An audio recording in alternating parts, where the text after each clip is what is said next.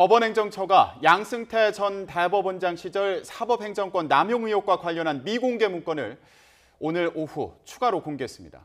이 문건들은 앞서 법원 특별조사단이 양승태 사법부 시절 법원행정처 근무 판사들의 하드디스크 등 저장 장치에서 확보한 것들입니다. 네, 이른바 재판 거래부터 판사 사찰, 변호사들에 대한 동향 파악까지 담겨 있어 앞으로 작지 않은 파장이 예상됩니다.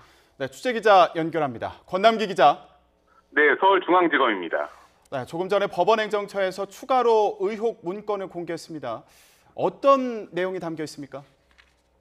네, 일단 문건 수는 모두 196건입니다. 문건을 작성한 사람이나 내용 속에 등장하는 인물들은 모두 익명 처리가 된 상태인데요. 제목만 봐도 당시 법원행정처가 청와대와 국회에 접촉을 시도한 문건들이 있습니다. 양승태 사법부가 상고법원 추진을 위해 청와대와 국회를 대상으로 갖가지 접촉을 시도했다는 건 이미 알려졌는데요. 먼저 청와대 관련을 보면 상고법원 입법 추진을 위한 BH 설득 전략이란 문건엔 박지원 의원에 대한 일부 유죄 판결과 원세훈 대법원 파기환송 판결 등을 들며 청와대의 유화적인 접근 소재로 활용 가능하다고 쓰여 있습니다. 또 박근혜 전 대통령의 복심으로 불렸던 이정현 의원과의 면담 기록을 보면 법원행정처 기획조정실장이 서울 종로의 한정식당에서 이정현 의원을 만나 당시 이병기 비서실장과 문고리 3인방 중의 하나인 정호성 부속비서관에게 전화해 박근혜 전 대통령과 양승태 전 대법원장과의 만남을 주선했다는 내용이 기록되어 있습니다. 국회 관련 문건엔 당시 판사들을 사실상 로비스트로 활용한 정황도 나타나는데요. 상고법원 공동 발의가 가능한 국회의원 명단을 정당별로 정리한 뒤 법원행정처 판사들을 전담시켜 의원들에 대한 개별적인 설득 작업을 벌이겠다는 계획을 세워뒀습니다.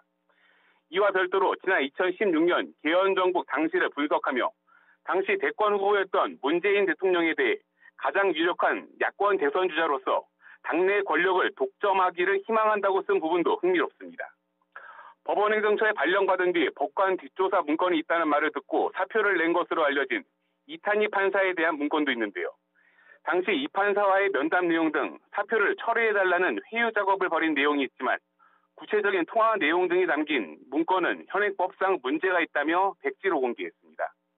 오늘 공개된 문건은 이 밖에도 조선일보 등 특정 언론사가 언급된 문건들과 판사회의 개최 시기를 분석한 문건 등 상고법원 도입을 위해 언론사와 사법부 내부를 어떻게 관리할 것인지에 대한 내용도 포함됐습니다. 네, 갑작스러운 문건 공개의 배경이 궁금하고요. 또 앞으로의 파장도 예상되고 있죠. 네, 그렇습니다. 사실 그동안 미공개 문건들은 검찰 조사를 받았던 참고인들이나 언론의 보도를 통해 일부 알려졌습니다.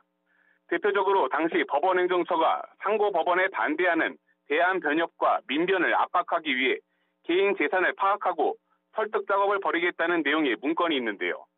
법원행정처 관계자는 YTN과의 통화에서 크게 두 가지 점을 문건 공개의 배경으로 꼽았습니다.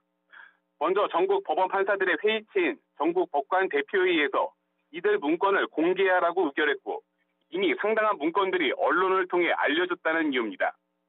안철상 현 법원행정처장은 이에 대해 이번 문건 공개는 다시는 사법행정권 남용으로 인한 국민을 위한 재판에 역행하는 행위를 하지 않겠다는 다짐이라고 밝히기도 했습니다. 앞서 대법원 특별조사단은 양승태 사법부 시절 법원행정처에서 근무한 판사들의 하드디스크 등 저장 장치에서 문제가 있다고 판단한 410건을 뽑아 조사했습니다. 지난 5월 조사 결과를 발표한 뒤 파장이 더욱 커지자 조사단은 98개 문건을 앞서 공개하기도 했는데요. 오늘 공개된 건 그 나머지 문건들입니다. 이번 공개 문건들에 대한 분석과 보도가 이어질수록 양승태 사법부 관련자들에 대한 강제 수사 필요성은 더욱 커질 것으로 보입니다.